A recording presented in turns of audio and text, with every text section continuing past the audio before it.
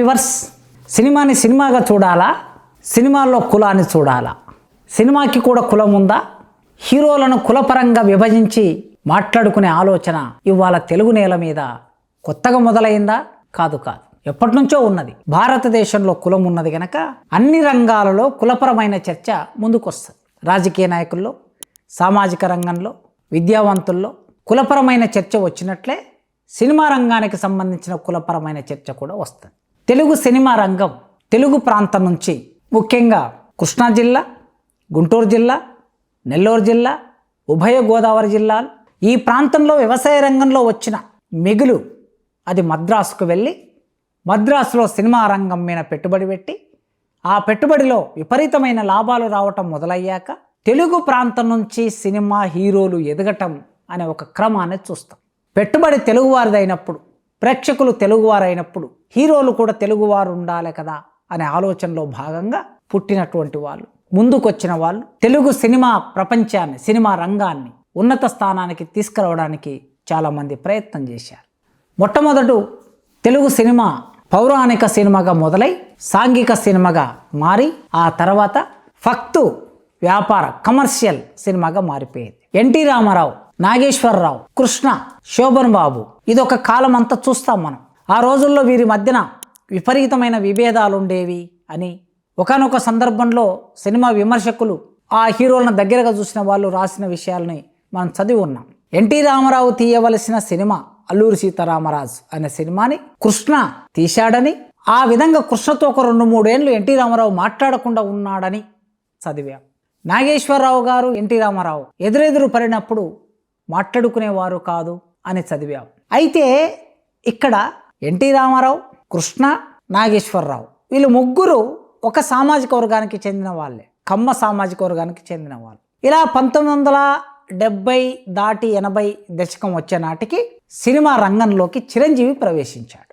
చిరంజీవి కాపు సామాజిక వర్గం నుంచి ప్రవేశించాడు. నిజానికి సినిమా రంగమంతా ఒక సామాజిక వర్గం చేతుల్లో ఉందనుకున్న రోజుల్లో మామూలు నటుడిగా ప్రవేశించి ఆ తర్వాత అనేక ప్రయోగాలు చేసి ఫైట్స్లో, డ్యాన్స్లో, డైలాగ్ డెలివరీలో ఇలా సినిమా రంగాన్ని జానపదం నుంచి, పౌరాణికం నుంచి కమర్షియల్ టచ్ ఇచ్చి ముందుకు వెళ్ళినటువంటి చరిత్రను మనం చూస్తాం.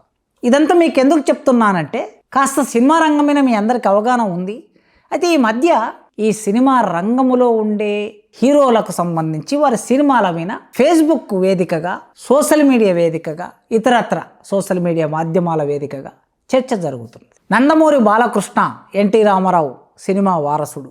ఆయన అఖండ 2 సినిమా తీశాడు. చిరంజీవి మనశంకర వరప్రసాద్ సినిమా తీశాడు.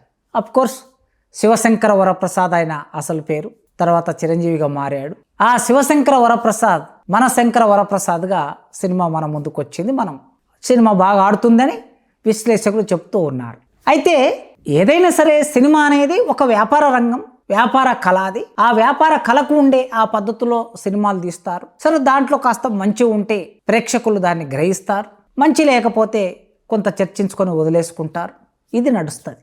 అఖండ 1, అఖండ 2 ఒక రకంగా సినిమా పరిభాషలో విజయవంతంగా ఆడినటువంటి సినిమాలుగా ఈ రెండింటిని చెప్తారు. సరే, అందులో ఆయన బాలకృష్ణ గారు వారి నటన పరంగా ఒక అమూర్త భావన, అలౌకిక భావన, అంటే సమాజంలో సినిమా ఇండస్ట్రీ మొత్తం పూర్తిగా ఒక భావజాలాన్ని ప్రచారం చేయడానికి ఒక లైన్ తీసుకున్నది. ఆ క్రమంలో దేశభక్తిపరమైన సినిమాలు వస్తున్నాయి. హైందవ మతాన్ని విస్తృతంగా ప్రచారం చేసే లేదా దానికి సంబంధించిన గొప్పతనాన్ని చెప్పే సినిమాలు వస్తున్నాయి. కనుక తెలుగులో కూడా అలాంటి ట్రెండ్ను మొదలుపెట్టిన క్రమాన్ని మనం చూస్తాం. బాలకృష్ణ గారు అఖండ సినిమా తీశారు. మనము టీవీలలో వస్తూ ఉంటే యాడ్స్ వస్తూ ఉంటాయి.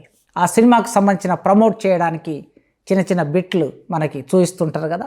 ఒక పెద్ద మెషిన్ గన్ కూడా కాదు, ఒకప్పుడు మెషిన్ గన్ పెద్దది, ఇప్పుడు వాటికి మించిన గన్స్ వచ్చాయనుకోండి. అలాంటి పెద్ద పెద్ద గన్స్ను ఒక చిన్న కట్టె చేత పట్టుకొని ఇలా తిప్పుతూ బాలకృష్ణ గారు ఎదురుగా ఉన్నటువంటి విలన్స్ అందరినీ కాల్చి చంపే ఒక దృశ్యాన్ని చూస్తాం.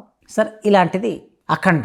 దీనికి పూర్తి భిన్నంగా ఇలాంటి భావాలు లేకుండా పూర్తిగా హాస్యాన్ని ప్రధానంగా చేసుకొని చిరంజీవి లాంటి హీరో, సాధారణంగా కమర్షియల్ హీరో ఆయన సినిమాల్లో ఫైట్లు ఉంటాయి, డ్యాన్సులు ఉంటాయి, కాస్త హాస్యం ఉంటుంది, ఒక సందేశం ఉంటుంది.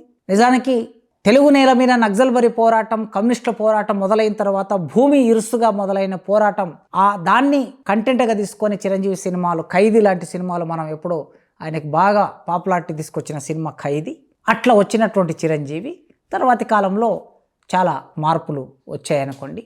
సో ఇట్లా ఆయన పూర్తిగా హాస్యాన్ని ఆధారం చేసుకొని కాసేపు ఒక 2-2.5 గంటలు సినిమా టాకీస్లో కూర్చొని హాయిగా నవ్వుకొని వచ్చేటటువంటి సినిమా తీశాడని చాలామంది విశ్లేషకులు చెప్తూ ఉన్నారు. ఇక్కడి వరకు ఓకే. కానీ సోషల్ మీడియాలో ఏం జరుగుతుందంటే బాలకృష్ణకు సంబంధించిన వర్గం తన అభిమానులు లేదా తన సామాజిక వర్గం, చిరంజీవికి సంబంధించిన అభిమానులు తన సామాజిక వర్గం, ఒకరి మీద ఒకరు రకరకాల వ్యాఖ్యానాలు చేస్తూ వారి వైయక్తికమైన జీవితాల్లోకి కూడా ప్రవేశించి ఒక రకంగా చిరంజీవి బిడ్డ ఆ సినిమాకి నిర్మాతగా ఉన్నది, ఆమెను కూడా ఇందులోకి లాగి ఆమెకు సంబంధించిన వ్యక్తిగత జీవితంలోకి కూడా ప్రవేశించి చర్చ చేస్తూ ఉన్నారు. ఇది ఆరోగ్యకరమైన చర్చ కాదు ఇవాళ సమాజంలో. సమాజం ఎప్పుడైనా మారుతున్న కొద్దీ, ఎదుగుతున్న కొద్దీ, చదువుతున్న కొద్దీ పరిపక్వం చెందాలి, సమాజం ముందుకెళ్ళాలి. అలా కాకుండా మనుషుల జీవితాల్లోకి తొంగి చూసి వారి క్యారెక్టర్ను అసాసినేట్ చేయటం అనేది ఇది తర్వాతి తరాలకి కూడా కొనసాగించే ఒక చెడు ఆలోచనగా మారుతుంది, ఒక చెడు పద్ధతిగా మారుతుంది. ఈ మధ్యలో ఇద్దరు ప్రధానమైన ముఖ్యమైన హీరోల మధ్యన ఈ చర్చ ఇలా జరుగుతూ ఉండగా సంక్రాంతి కమ్మవారి పండుగ అనే చర్చ, మరో చర్చ ముందుకొచ్చింది సోషల్ మీడియాలో. పండగకి కూడా కులం ఉంటుందా అని అంటే అఫ్కోర్స్ ఇండియాలో కులం ప్రతిదానికి ఉంటుంది. ఇప్పుడు సంక్రాంతి పండుగ ఫలానా సామాజిక వర్గానికి సంబంధించిన వారి పండుగ. ఆ పండుగ వెనుక ఉన్న ఉత్పత్తి సంబంధాలు, ఉత్పత్తి భావన, ఆ పండుగలో ఎవరైతే ప్రధానంగా పంటలు పండించి సంతోషంగా జరుపుకోవాల్సిన సందర్భంలో దాన్ని ఇంకో కొసకు చర్చ నెట్టివేయటం అనేది కూడా మనం చూస్తూ ఉన్నాం. కనుక ఇన్ని విషయాల మధ్యలో సినిమా ప్రేక్షకులు, తెలుగు ప్రజలు, ఆలోచన పరులు ఆలోచించవలసింది ఏమిటి అంటే కళని కళగా చూడటం అనే ఒక పద్ధతి ఉంటుంది. కళను కూడా విమర్శించవచ్చు, దాంట్లో ఉన్న మంచి చెడ్ల మీద ఎవరైనా అభిప్రాయాలు చెప్పొచ్చు, చెప్పవలసింది కూడా ఉంటుంది, చెప్పాలి కూడా. కానీ దీని చుట్టూ వ్యక్తుల జీవితాలని ఆధారం చేసుకొని చర్చ చేయటం, కులాలని ఆధారం చేసుకొని చర్చ చేయటం, ఒకరు సినిమా బాగా ఆడితే ఆ ఆడిన సినిమాని ఓర్చుకోలేనటువంటి తత్వం మనుషుల్లో పెరగటం, ఇది సమాజంలో ఒక సమానత్వ భావనకి లేదా సోదర భావనకి విఘాతం కలిగిస్తుంది. ఈ చిన్న విషయమే కావచ్చు, సినిమా సందర్భంలో ఏర్పడినటువంటి వైషమ్యమే కావచ్చు, వైరమే కావచ్చు, అది రేపు మొత్తం సమాజంలో ఇతరత్ర అన్ని విషయాల్లోకి అది ప్రవేశించే, విస్తరించే ప్రమాదం ఉందని మనందరం దృష్టిలో పెట్టుకోవాల్సిన అవసరం ఉంది.